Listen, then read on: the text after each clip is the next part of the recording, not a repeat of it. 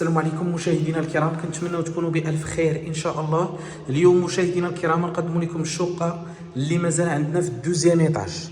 الموبل ار بليس 2 في كل ايطاج عندنا جوج ديال الشقق، يعني المجموع ديال الشقق عندنا 6 ديال الشقق. لونطري ديال لابارتومون هي هذه. على لونطري كنلقاو الصالون اللي جاب مساحة ديال 5 متر اونس على 3 متر، يعني الزلج اللي في الارض 50 على 50 كومباكتو. الصباغه ديال الحيط الصباغه ديال الخيال، الشقه كامله الفو بلافو دايز بالقبص، يعني كامله دايزه بالفو بلافو.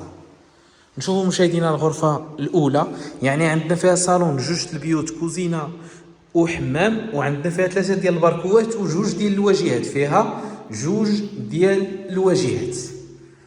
يعني غرفه الاولى هي هذه، بيبان وعود. نشوفوا لا سال دو فان،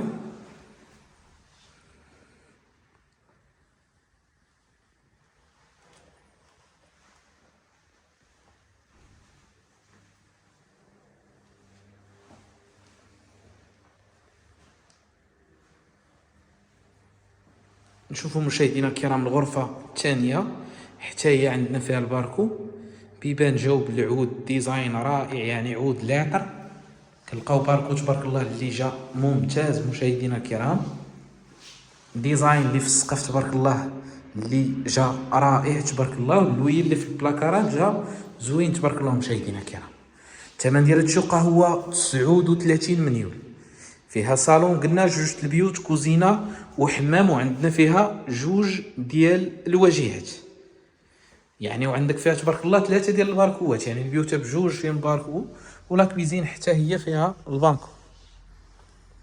موقع اللي جا رائع تبارك الله في سيدي رحال، يعني شقه وحده اللي بقات، جميع الشقق تباعوا ولله الحمد، راه تباعوا 5 ديال الشقق، مازال غير شقه وحده اللي هي كنقدم لكم حاليا. الثمن ديالها 39 مليون، قابل للنقاش مع صاحب العقار. كنتمنى تنال الاعجاب ديالكم. اي استشاره مرحبا والف مرحبا.